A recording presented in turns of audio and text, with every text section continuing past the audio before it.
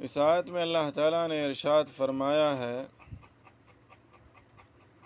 دوسرا جو شبہ تھا، قوم نے یہ کہا تھا، اے نوح علیہ السلام، تمہاری پیروی کرنے والے کمزور اور غریب لوگ ہیں۔ اس سے ان کا ایک منشا تو یہ تھا کہ آپ کے مشن کو چونکہ چھوٹے لوگوں نے قبول کیا ہے، اس لیے وہ قبول کرنے کے قابل ہی نہیں۔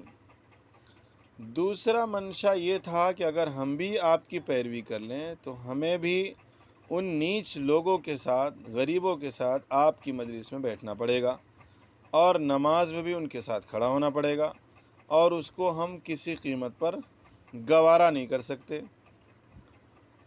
غریب لوگوں کے ساتھ بیٹھنا۔ تو اس آیت میں جواب دیا گیا ہے کہ اس کا حاصل یہ ہے کہ رسول کی نظر کسی کے مال پر نہیں ہوتی کہ وہ امیر ہے، غریب ہے۔ وہ اپنے ماننے والوں سے اپنی خدمت کا کوئی معاوضہ اور تنخواہ نہیں لیتا، پیسے نہیں لیتا، بلکہ اس اہم کام کا بدلہ اور اجر تو اللہ پاک ہی دیتے ہیں۔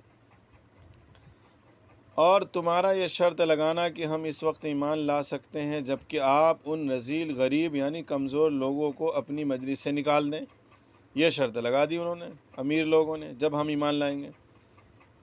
تو حضرت موسیٰ علیہ السلام نے کہا کہ میں ہرگز ایسا نہیں کر سکتا، خود سمجھ لو یہ خدا کے مقرب بندے ہیں، اگر میں نے ان کو اپنی مجلس سے نکال دیا تو میں خدا کو کیا جواب دوں گا؟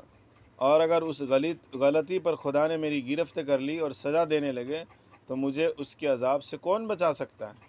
کیا تم اتنا بھی نہیں سمجھتے؟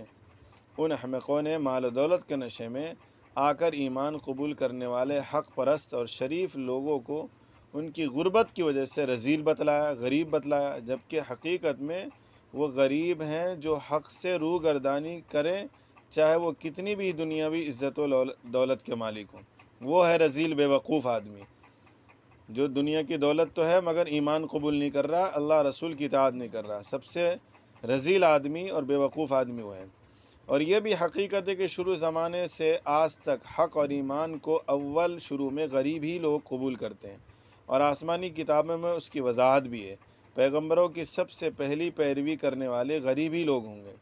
چنانچہ شاہ روم ہرقل نے ابو سفیان سے معلوم کیا کہ محمد عربی صلی اللہ علیہ وسلم کی پیروی سرداروں اور رئیسوں نے کی ہے یا غریب اور کمزوروں نے کی؟ تو حضرت سفیان نے جواب دیا، غریب کمزوروں نے اس پر قبول کی ہے۔ ہر شاہ نے کہا، یہ